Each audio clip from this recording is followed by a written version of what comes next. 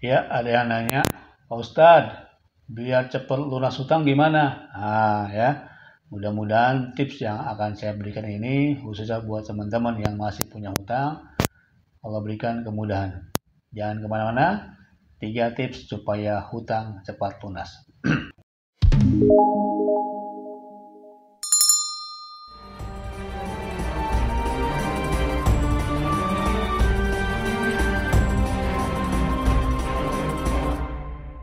Assalamualaikum warahmatullahi wabarakatuh. Nahmaduhu wa nusalli ala rasulil karim wa ala alihi wa sahbihi ajmain, amma ba'd. Ada sebuah doa di mana salah satu di antara isi doa ini adalah permohonan semoga kita terlepas daripada lilitan hutang. Mungkin sebagian sudah hafal, ya kan? Yang belum hafal, bareng-bareng saya untuk menghafal. Allahumma inna na'udzubika minal hammi wal hazan. Wa na'udzubika minal ajzi wal kasal, wa na'udzubika minal bukhli wal jubn, wa na'udzubika min ghalabatid dain. Ini yang ketujuh ya. Wa na'udzubika min ghalabatid dain wa qahrir rijal. Aku minta perlindungan ya Allah daripada lilitan hutang, wa qahrir rijal, dan dikendalikan, dikuasai oleh seorang rijal, seorang laki-laki. Kita bahas 78 nih, ya kan? Di mana banyak di antara kita yang sedang terlilit hutang. Apa tips-tipsnya? Oke, yang pertama, niat di hati, ya. Ya Allah, saya niat akan bayar hutang sampai lunas. Ini penting, ya. Dan hati-hati, ya. Kalau kita punya hutang, kemudian tak ada niat untuk membayar, itu seumpama seorang pencuri. Masya Allah. Kalau meninggal dunia sebelum tobat, kemudian di hati dia niat, Allah, dia mah orang kaya, nggak usah dibayar, hutangnya nggak apa-apa. Hati-hati. Ya, kita niat tidak mau bayar hutang itu dan meninggal dalam keadaan seperti itu, nauzubillah min dzalik, dibangkitkan sebagai seorang pencuri. Ya.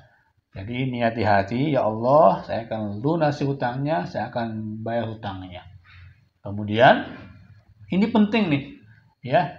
Ini penting mengalahkan ketakutan diri sendiri. Ya, kalau kita jual beli itu selevel tuh. Bapak jual, dia beli selevel tuh. Tapi kalau sudah pinjam, kita berada di posisi bawah. Pinjam dong. Ya kan?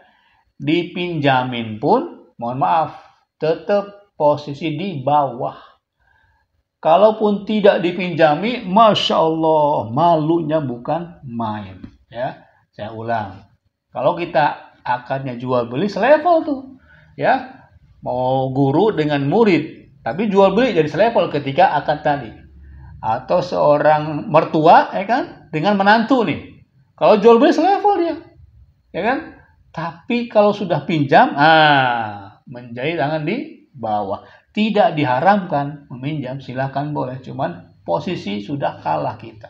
Ya kan? Mohon maaf, seorang guru minjem ke murid yang kaya. Nah, tetap ketika minjam tuh di bawah. Seorang mertua, mohon maaf, minjem ke menantu. Walaupun posisi dia di atas, tetapi ketika minjam, di bawah.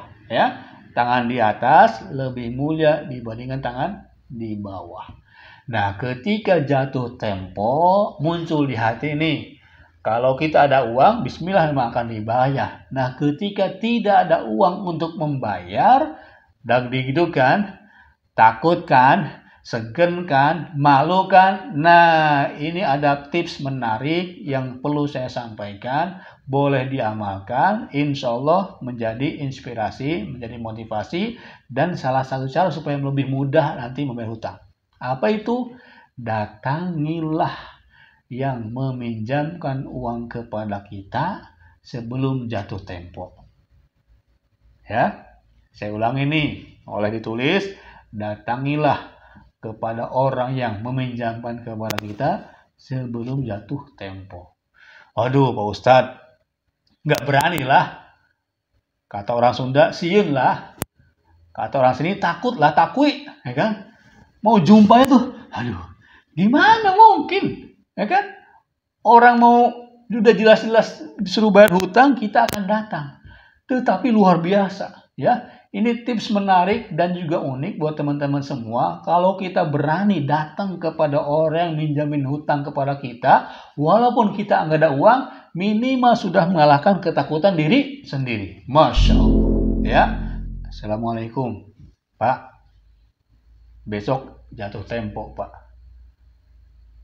Saya akan niat bayar insya Allah. Cuman mohon maaf, saat ini sedang sempit. Saya belum sanggup membayarnya. Ya, mohon doa Bapak, segera setelah ada rezeki akan saya bayar. Masya Allah. Ya. Nah, itu lebih baik dibandingkan kita kabur. Setelah jatuh tempo nggak bayar, ditelepon nggak diangkat, SMS nggak dibalas, WhatsApp pun nggak dibalas, itu apa akibatnya? Yang meminjamkan makin kesel, brengsek lu.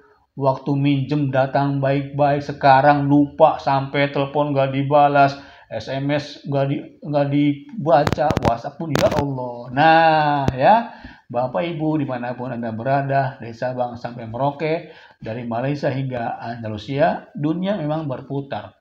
Suatu saat kita meminjamkan, suatu saat kita pun minjam hutang. Nah, buat teman-teman yang sedang posisi sekarang ada hutangnya, yuk kalahkan ego sendiri. Takut jumpa orang minjamin. Ingat, dulu kenapa berani datang meminjam? Kenapa kita berani datang meminjam? Kok jadi penakut ketika membayar? Berani dulu aja. Ya, datangi orang yang meminjamkan hutang dengan baik-baik.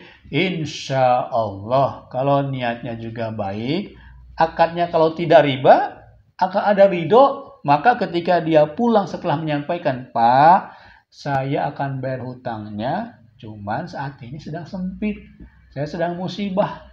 Maafkan saya ya Pak, dan doakan saya, insya Allah hatinya akan lunak, hatinya akan luluh, dan mendoakan, Alhamdulillah ya Allah, saudaraku belum bisa bayar hutang, tapi dia telah datang ya Allah, dengan jujur, dengan polos, dengan tulus, dia tidak akan lari daripada hutang, dia akan bertanggung jawab dengan hutangnya, berikanlah kemudahan. Nah, bukankah doa sesama muslim itu asilahul mu'min, senjata orang-orang beriman, dan doa kepada muslim yang sedang jatuh akan dikabulkan oleh Allah Subhanahu wa taala.